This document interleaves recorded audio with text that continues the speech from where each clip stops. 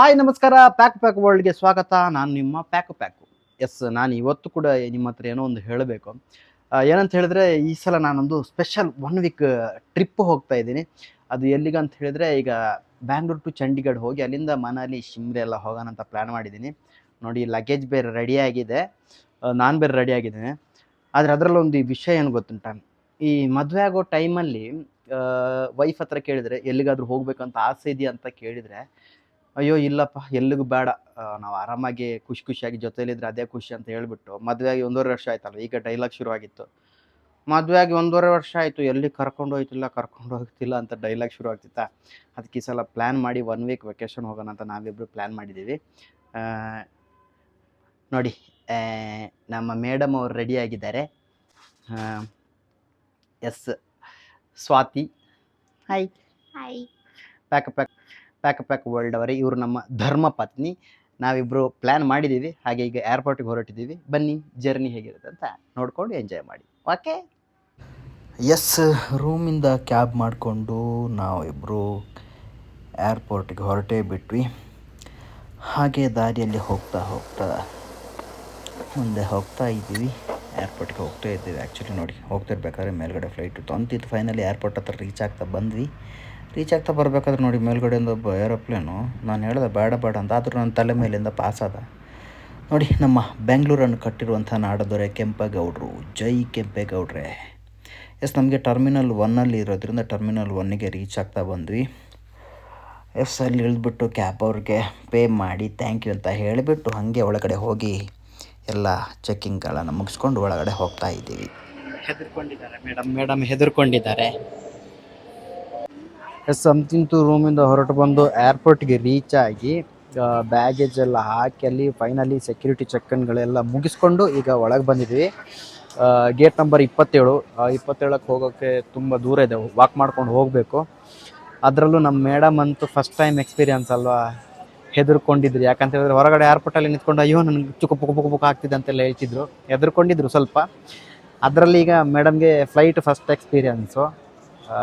ಹೇಗೆ ರಿಯಾಕ್ಟ್ ಮಾಡ್ತಾನೆ ಅಂತ ನಾನು ನಿಮ್ಗೆ ತೋರಿಸ್ತೀನಿ. ಓಕೆನಾ, ಬನ್ನಿ ಮುಂದಕ್ಕೆ ಹೋಗೋಣ. ಎಸ್, ಒಳಗಡೆ ಈಗ ಹೋಗಬೇಕು. ನಮ್ಮದು ಗೇಟ್ ನಂಬರ್ 27. ಇಲ್ಲಿ 12ರಿಂದ 43 ಸ್ಟ್ರೈಟ್ ಕೊಟ್ಟವ್ರೆ, ಹೋಗಬೇಕು ಸ್ಟ್ರೈಟು. ಹಾಗೆ ಇಲ್ಲಿ ಮುಂದೆ ಹೋಗ್ತಿದ್ದಾಗೆ ಬೇರೆ ಬೇರೆ ದುಕಾನ್ಗಳಿದೆ, ಶಾಪ್ಗಳಿದೆ. ಶಾಪಿಂಗ್ ಮಾಡ್ಬೋದು. ಗ್ಲಾಸ್ ಇದೆ ಎಲ್ಲ ಇದೆ. ಬನ್ನಿ ಗೇಟ್ ನಂಬರ್ 27 ಹತ್ರ ಹೋಗೋಣ. ನೋಡಿ, ಸ್ಟಾರ್ ಬಗ್ಸ್ ಕೂಡ ಇದೆ. ಜಾಸ್ತಿ ಬೆಂಡಾಗ್ಲಿಕ್ಕೆ ಆಗೋದವ್ರಿಗೆ ಬಗ್ಸೋಕ್ಕೆ ಕಷ್ಟ, ಯಾಕಂತ ಹೇಳಿದ್ರೆ ಒಂದು ಕಾಫಿ ಎಲ್ಲ ಕುಡಿಯೋದಕ್ಕಿಂತ ಕಷ್ಟ ಅಲ್ವಾ. ಹಾಗೆ ನಮ್ಮದು ಚಂಡೀಗಢ 27 ಆನ್ ಟೈಮ್. ವೆಯ್ಟ್ ಮಾಡಬೇಕು, ತುಂಬ ಜನ ಇಲ್ಲಿ ವೆಯ್ಟ್ ಮಾಡ್ತಿರ್ತಾರೆ. ಎಸ್, ಅದೇ ನಮಗೆ ಫ್ಲೈಟ್ ಇರೋದು 3:15 ಅಂತಿದೆ. ಈಗ ವೆಯ್ಟ್ ಮಾಡ್ತಾ ಇದ್ದೇವೆ. ಈಗ ಇಲ್ಲಿಂದ ಬ್ಯಾಂಗ್ಳೂರ್ ಟು ಡೈರೆಕ್ಟ್ ಚಂಡೀಗಢಿಂದ ನಾವು ಶಿಮ್ಲಾ ಹೋಗೋ ಪ್ಲ್ಯಾನ್ ಮಾಡಿದ್ದೀವಿ. ಆ್ಯಕ್ಚುಲಿ ಇದು ಚಂಡೀಗಢಿಗೆ ನನ್ನ 2ನೇ ಟ್ರಿಪ್ಪು. ಆ್ಯಕ್ಚುಲಿ ಚಂಡೀಗಢಿಗೆ ನಾನು ಮೊದಲು ಕನ್ನಡ ರಾಜ್ಯೋತ್ಸವ ಕಾರ್ಯಕ್ರಮಕ್ಕೆ, ಕರ್ನಾಟಕ ಸಂಘ ಚಂಡೀಗಢ ಕಾರ್ಯಕ್ರಮಕ್ಕೆ ಹೋಗಿದ್ದೆ. ಈಗ ಮತ್ತೆ ಹೋಗ್ತಾ ಇದ್ದೇನೆ. ತುಂಬ ಖುಷಿ ಇದೆ.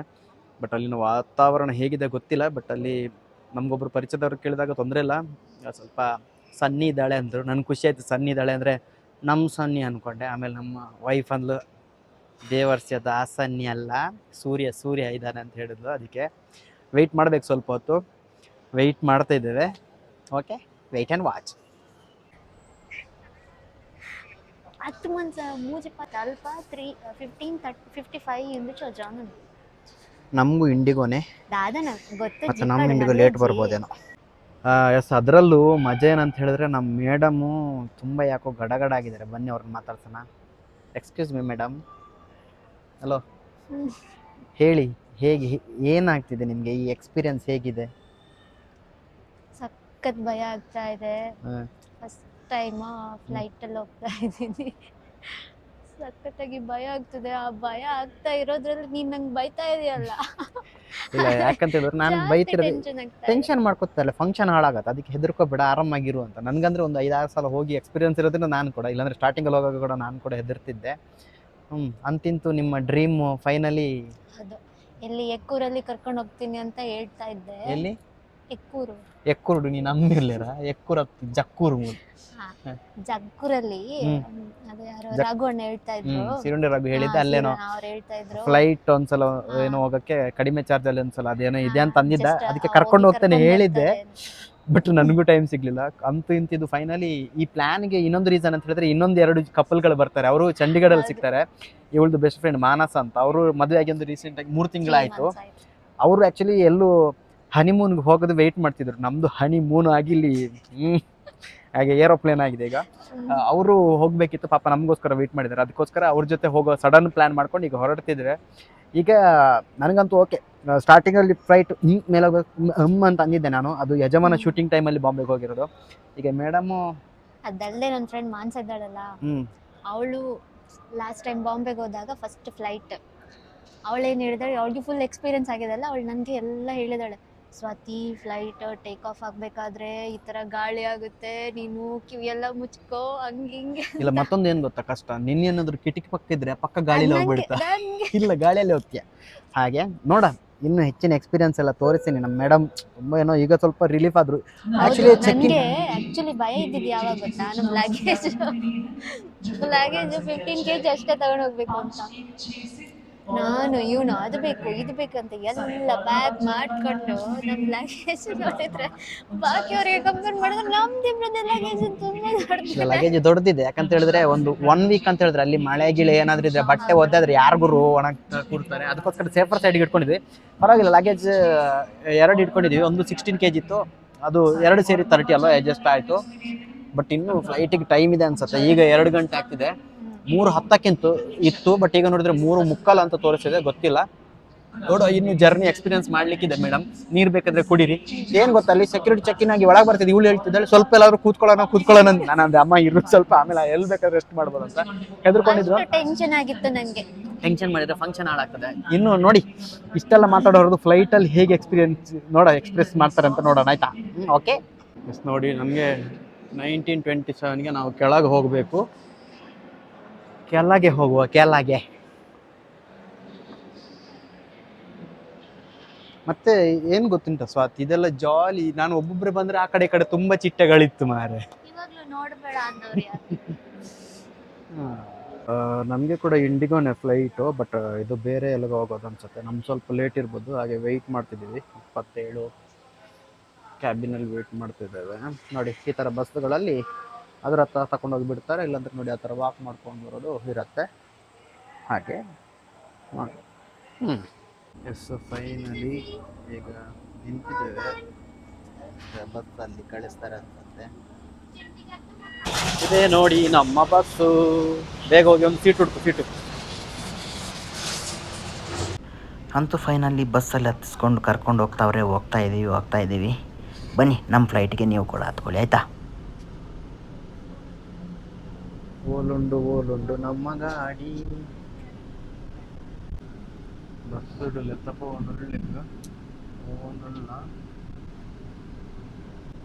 ಎಷ್ಟು ಇಂಡಿಗೋದಲ್ಲಿ ನಮ್ಮ ಇಂಡಿಗೋ ಯಾವುದು? ಎಷ್ಟೊಂದು ಇಂಡಿಗೋಗೆ ಎಷ್ಟೊಂದು ಹಿಂಡಾಗಿದೆ. 2 ಇಂಡಿಗೋದಲ್ಲಿ ನಮ್ಮ ಇಂಡಿಗೋ ಯಾವುದು ಗೊತ್ತಿಲ್ಲ. ಇವರು ಅಂತಿಂತು ನಮ್ಮನ್ನು ಬಸ್ಸಲ್ಲಿ ಕರ್ಕೊಂಡೋಗಿ 1 ಕಿಲೋಮೀಟ್ರ್ ಕರ್ಕೊಂಡೋಗಿ ಟರ್ಮಿನಲ್ 2 ಹತ್ರ ಕರ್ಕೊಂಡು ಹೋಗಿದ್ರು. ನೋಡಿ, ಈ ಟರ್ಮಿನಲ್ 2 ಅಂತೂ ನೋಡೋಕ್ಕೆ ಸಖತ್ತಾಗಿದೆ ಆ್ಯಕ್ಚುಲಿ. ಬಟ್ ಅಲ್ಲಿ ಕರ್ಕೊಂಡೋದ್ರೆ ನೋಡಿದ್ರೆ ನಮ್ಮ ಇಂಡಿಗೋ ಅಲ್ಲಿ ಬಂದು ನಿಂತಿತ್ತು. ನಮಗೆ ಟರ್ಮಿನಲ್ 2 ಅಲ್ಲಿ ಹತ್ಕೋಬೇಕಿತ್ತು. ನೋಡಿ, ಇದೆ ಬಂತು ನೋಡಿ. ಇದಕ್ಕೆ ನಾವೀಗ ಹತ್ಕೋಬೇಕು. ಓಕೆ, ಬನ್ನಿ ಎಲ್ಲ ಹತ್ತು, ಆಯಿತಾ? ನೀವು ಸಹ ಬನ್ನಿ, ಎಲ್ಲರೂ ಹತ್ತಿ. ಹಾಗೆ ಬಸ್ಸಿಂದ ಇಳ್ಕೊಂಡು ಹೋಗ್ತಾ ಇದ್ದೀವಿ. ನೋಡಿ, ಇದೇ ನಾವು ಹೋಗಬೇಕಾಗಿರೋ ಫ್ಲೈಟು. ಬನ್ನಿ, ಹತ್ತು.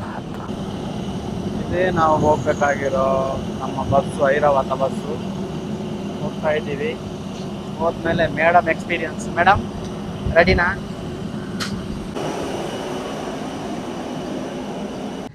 ಎಸ್, ಈಗ ಫ್ಲೈಟಲ್ಲಿ ಕೂತಿದ್ದೀವಿ ಇಬ್ಬರು. ಮೇಡಮ್ಗೆ ವಿಂಡೋ ಸೀಟೇ ಸಿಕ್ಕಿದೆ.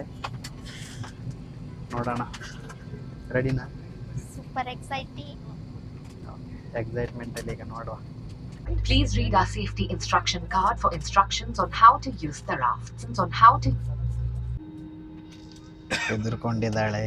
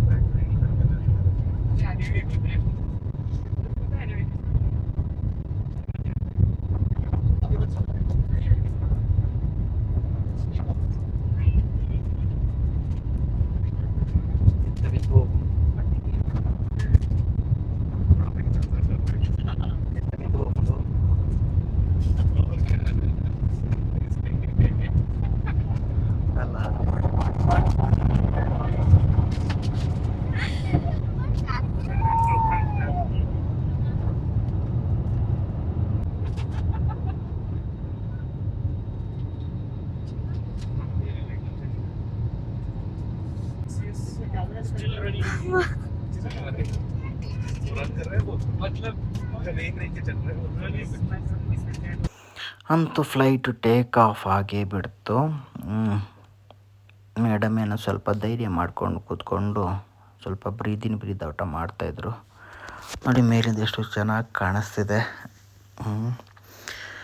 ಅಂತಿಂತು ಮೋಡಗಳ ಮರೆಯಲ್ಲಿ ನಮ್ಮ ಪ್ರಯಾಣ ಸಾಗ್ತಾ ಇದೆ. ಆದರೂ ನೋಡಿ ಈ ಥರ ಮೋಡೆಲ್ಲ ನೋಡಿದಾಗ ನನಗೆ ಅನ್ಸೋದು ಸಣ್ಣ ವಯಸ್ಸಲ್ಲಿ ಸಿನಿಮಾ ಎಲ್ಲ ನೋಡಬೇಕಾದ್ರೆ, ದೇವರ ಸಿನಿಮಾ ನೋಡಬೇಕಾದ್ರೆ ಇದೇ ಥರ ಇರ್ತಿತ್ತು. ಈ ಕೈಲಾಸ ಪರ್ವತಗಳೆಲ್ಲ ನೋಡಿ ಈ ಥರ ಫಾಗ್ ಆಗಿರೋದು, ಅಲ್ಲಿ ಶಿವಪಾರ್ವತಿಯಲ್ಲಿರೋರು, ಅವಾಗೆಲ್ಲ ಅನ್ಸೋದು ಹೇಗಿರುತ್ತೆ ಮೇಲೆ ಅಂತ. ಇದೆಲ್ಲ ನೋಡಿದಾಗ ಅದನ್ನೇ ನೋಡ್ತಾ ಥರ ಫೀಲ್ ಆಗತ್ತೆ ಅಲ್ವಾ. ಒಂಥರ ಹೀಗೆ ಇದೆ, ಚೆನ್ನಾಗಿದೆ. ಜರ್ನಿಗೆ ಹೋಗ್ತಾ ಇದ್ದೀವಿ. ಅದರಲ್ಲೂ ನೋಡಿ ನಾನೇನೋ ಸ್ವಲ್ಪ ಧ್ಯಾನದಲ್ಲಿರಬೇಕಾದ್ರೆ ನಮ್ಮ ಮೇಡಮ್ ಎಲ್ಲ ನನ್ನ ಮೊಬೈಲ್ ತಗೊಂಡು ನನ್ನ ವೀಡಿಯೋನ ಮಾಡಿ ಇಟ್ಟಿದ್ರು. ನಾನು ಆಮೇಲೆ ನೋಡಿದ್ದು, ನಾನು ಸ್ವಲ್ಪ ಧ್ಯಾನಕ್ಕೆ ಜಾರಿದ್ದೆ. ಹಾಗೆ ಧ್ಯಾನದಿಂದ ಸ್ವಲ್ಪ ಎಚ್ಚರಾದಾಗ ಅಂತೂ ಫೈನಲಿ ಚಂಡೀಗಢ ರೀಚ್ ಆಗ್ತಾ ಬಂದಿದ್ವಿ. ನೋಡಿ ಮೇಲ್ಗಡೆಯಿಂದ ನೋಡ್ತಾ ಇದ್ದೀವಿ ಚಂಡೀಗಢನ. ರೀಚ್ ಆಗ್ತಾ ಬಂದು ಕೊನೆಗೆ ಲ್ಯಾಂಡ್ ಆಗ್ತಾ ಬಂದ್ವಿ. ಚಂಡೀಗಢ ಬಂತು. ಇಳ್ಕೊಳ್ಳಿ.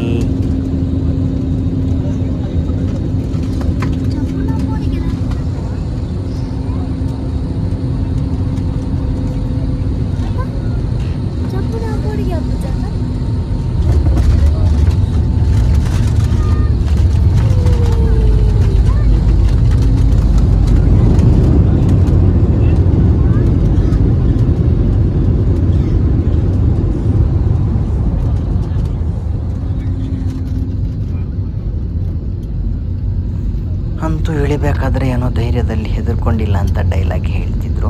ಫೈನಲಿ ಚಂಡೀಗಢಗೆ ರೀಚ್ ಆದ್ವಿ. ಬನ್ನಿ ಇಳಿಯೋಣ.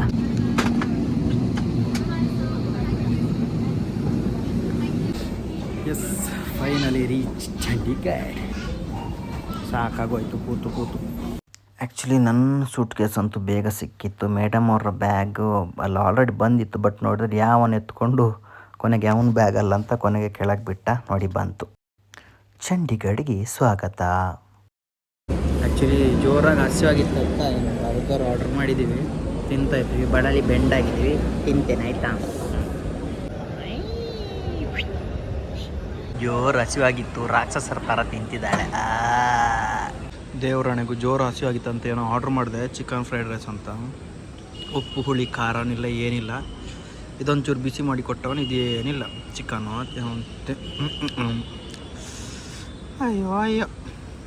ಅಯ್ಯಪ್ಪ, ಫ್ಲೈಟಲ್ಲಿ ಕೂತು ನನಗೆ ಯಾಕೋ ಇವತ್ತು ತಲೆನೋವು ಶುರು ಆಯಿತು. ಇಲ್ಲಿ ಬಂದು ತಿಂದೆ. ಈಗೊಂದು ಬಿಸಿ ಟೀ ಕುಡಿತಿದ್ದೇನೆ. ಹಾಗಾದರೂ ಬಟ್ ಇಲ್ಲಿ ಅಷ್ಟೊಂದು ಕೂಲಿಲ್ಲ, ಸೆಕೆ ಇದೆ. ಗೊತ್ತಿಲ್ಲ ಇನ್ನು ವಾತಾವರಣ ನೋಡಿದರೆ ಮಳೆ ಎಲ್ಲ ಇದೆ ಅಂತ ಹೇಳಿದರು. ಏನಾಗುತ್ತೆ ಗೊತ್ತಿಲ್ಲ, ನೋಡೋಣ. ನಾನು ಚಾಯ್ ಕುಡಿದು ಸ್ವಲ್ಪ ರಿಲ್ಯಾಕ್ಸ್ ಆಗ್ತೀನಿ. ಚಿಯರ್ಸ್. ನಾವಂತೂ ರೀಚ್ ಆಗಿದ್ವಿ. ಬಟ್ ಇನ್ನೊಂದು ಕಪಲ್ ಪಾಪ ಅವ್ರದ್ದು ಫ್ಲೈಟ್ ಏನೋ ಸ್ವಲ್ಪ ಡಿಲೇ ಆಯ್ತಂತೆ. ಹಾಗಾಗಿ 8 ಗಂಟೆಗೆ ಬರ್ತೇನೆ ಅಂತ ಹೇಳಿದ್ದಾರೆ. ನಾವು ಹೊರಗಡೆ ವೆಯ್ಟ್ ಮಾಡ್ತಾ ಇದ್ದೇವೆ. ನನ್ನ ಕೈಲಿ ಆಯ್ತಿಲ್ಲ. ಅಂತೂ ಫೈನಲಿ ನೋಡಿ 2 ಜೋಡಿ ಬಂದರು. ಇಷ್ಟೊತ್ತು ವೆಯ್ಟ್ ಮಾಡಿ ಈಗ ಬಂದರು. ಪ್ರೇಮಾನಂದ ಮತ್ತು ಮಾನಸ ಬಂದರು, ಇನ್ನು ಹೊರಡೋದು. ಎಸ್, ನಮ್ಮ ಬಾಂಬೆಯಿಂದ ಬಂದ ಜೋಡಿಗಳು ನಾವೆಲ್ಲ ಸೇರಿಕೊಂಡು ಈಗ ಶಿಮ್ಲಾಕ್ಕೆ ಹೊರಟಿದ್ದೀವಿ ಕ್ಯಾಬಲ್ಲಿ. Welcome to Punjab.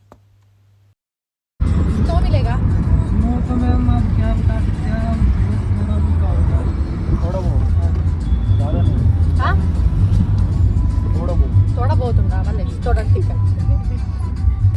ಪಟಾಕಿ ಬಿಡುವಲ್ಲ ನಮ್ಗೆ ಗೊತ್ತ ಅಲ್ಲೇ ನಮಗೆ ಗೊತ್ತ ಪಟಾಕಿ ಹಬ್ಬ ಇವರ ಅರ್ಧಂಬರ್ಧ ಹಿಂದಿ ಕೇಳಿ ಕಿವಿ ಹೋಯ್ತು. ಎಷ್ಟು ದಾರಿ ಮಧ್ಯೆ ಊಟಕ್ಕಂತ ನಿಲ್ಸಿದ್ವಿ, ಬನ್ನಿ ಊಟ ಮಾಡಿ. ಹಾಫ್ ಆರ್ಡರ್ ಮಾಡಿದ್ದು, ಪ್ಲೇಟಲ್ಲಿ ಹಾಫ್ ಇಲ್ಲ. ಬಟರ್ ನಾನ್. ಎಸ್ ನಾವು ಊಟ ಮಾಡ್ತಿರ್ಬೇಕಾದ್ರೆ ಇಲ್ಲೊಬ್ಬ ನೋಡ್ತಿದ್ದು ನೋಡಿ, ಅವ್ನು ನಾಲಿಗೆ ನೋಡಿ ಮಾಡ್ಕೊಂಡು ಕೂತಿದ್ದ ಗುಂಡ. ಹಾಗೆ ಊಟ ಎಲ್ಲ ಮುಗಿಸ್ಕೊಂಡು ನಾವು ಹೋಗ್ತಾ ಇದ್ದೀವಿ. ತುಂಬ ಘಾಟ್ ಸೆಕ್ಷನ್ ಇರೋದ್ರಿಂದ ಇವಳ ಫ್ರೆಂಡು ಮಾನಸನ್ಗೆ ಅಲ್ಲಿ ಮಾಡೋ ಕಾರ್ಯಕ್ರಮ ಇತ್ತು, ಅದಕ್ಕೆ ಸ್ವಲ್ಪ ನಿಧಾನಕ್ಕೆ ಹೋಗ್ತಾ ಇದ್ದೀವಿ. ರೀಚ್ ಆಗಿಲ್ಲ ಇನ್ನು ಸ್ವಲ್ಪ ಮುಂದೆ ಹೋದರೆ ಶಿಮ್ಲಾ ರೀಚ್ ಆಗ್ತೀವಿ. ಶಿಮ್ಲಾ ಹತ್ರ ಬಂದ್ವಿ ಅನ್ಸುತ್ತೆ ನೋಡಿ. ಸಿಟಿ ದಾಟ್ಕೊಂಡು ಹೋಗ್ತಾ ಇದ್ದೀವಿ. ಕೆಲವು ಕಡೆ ಸ್ವಲ್ಪ ರೋಡ್ ಕೆಲಸಗಳು ನಡೀತಿತ್ತು, ಆದ್ದರಿಂದ ದಾಟ್ಕೊಂಡು ಮುಂದೆ ಹೋಗ್ತಿದ್ದೀವಿ. ಎಸ್ ನೋಡಿ, ಇಲ್ಲಿ ವೆಲ್ಕಮ್ ಟು ಶಿಮ್ಲಾ ಅಂತ ಬೋರ್ಡ್ ಹಾಕಿದ್ರು. ಶಿಮ್ಲಾಕ್ಕೆ ಅಂತೂ ಫೈನಲ್ ರೀಚ್ ಆದ್ವಿ. ಎಸ್ ಅಂತೂ ಚಂಡೀಗಢ ಏರ್ಪೋರ್ಟಲ್ಲಿ ರೀಚ್ ಆಗಿ ಫ್ರೆಂಡ್ಸಿಗೆ ವೆಯ್ಟ್ ಮಾಡಿ ಅವ್ರು ಬಂದಮೇಲೆ ಕ್ಯಾಬಲ್ಲಿ ಬಂದು ಚಂಡೀಗಢದಿಂದ ಡೈರೆಕ್ಟಾಗಿ ಶಿಮ್ಲಾಕ್ಕೆ ಬಂದ್ವಿ. ಚಂಡೀಗಢದಿಂದ ಇಲ್ಲೊಂದು 125 ಕಿಲೋಮೀಟರ್ಗಳನ್ನು ಘಾಟ್ ಸೆಕ್ಷನ್ಗಳನ್ನು ದಾಟ್ಕೊಂಡೆಲ್ಲ ಬಂದ್ವಿ. ಮಿಡ್ಲಲ್ಲಿ ಊಟ ಮುಗಿಸ್ಕೊಂಡು ಈಗ ಫೈನಲಿ ಶಿಮ್ಲಾಕ್ಕೆ ರೀಚ್ ಆಗಿದ್ವಿ. ಬ್ರೈಟ್ ಲ್ಯಾಂಡ್ ಅಂತ ಹೋಟೆಲ್ ಆಲ್ರೆಡಿ ಅವ್ರ ಫ್ರೆಂಡ್ ಬುಕ್ ಮಾಡಿರೋದಕ್ಕೆ ಇಲ್ಲಿದ್ದೀವಿ, DC ಆಫೀಸ್ ಹತ್ರ. ಈಗ ರೀಚ್ ಆದ್ವಿ ನೋಡಿ. ಇದೇ ನಮ್ಮ ಪುಟ್ಟ ರೂಮ್, ಚೆನ್ನಾಗಿದೆ, ಒಂಥರ ಕೂಲ್ ಆಗಿದೆ. ಎಲ್ಲೊಂದು ಎಕ್ಸ್ಟ್ರಾ ಕಾಟ್ ಇದೆ, ಇಲ್ಲಿ ಚೆನ್ನಾಗಿದೆ. ಫೈನಲ್ ರೀಚ್ ಆದ್ವಿ. ನೀವು ನೋಡಿದ್ರಲ್ಲ ಬ್ಯಾಂಗ್ಳೂರು ಏರ್ಪೋರ್ಟಿಂದ ಇಲ್ಲಿವರೆಗೆ ರೀಚ್ ಆಗಿ ಏನೇನೆಲ್ಲ ಆಯಿತು ಅಂತ. ಹಾಗೆ ಇವತ್ತು ಮಲ್ಕೊಂಡು ನಾಳೆ ಬೆಳಿಗ್ಗೆ ಎದ್ದು ಮತ್ತೆ ನಮ್ಮ ಜರ್ನಿನ ಶುರು ಮಾಡ್ತೀವಿ. ಏನೇನೆಲ್ಲ ತೋರಿಸ್ತೀನಿ. ಮಿಸ್ ಮಾಡಿದೆ ಕಾಯ್ತಾ ಇರಿ, ಓಕೆನಾ? ಹಾಗೆ ಮಿಸ್ ಮಾಡಿದೆ ನೋಡ್ತೀವಿ. Pack thank you.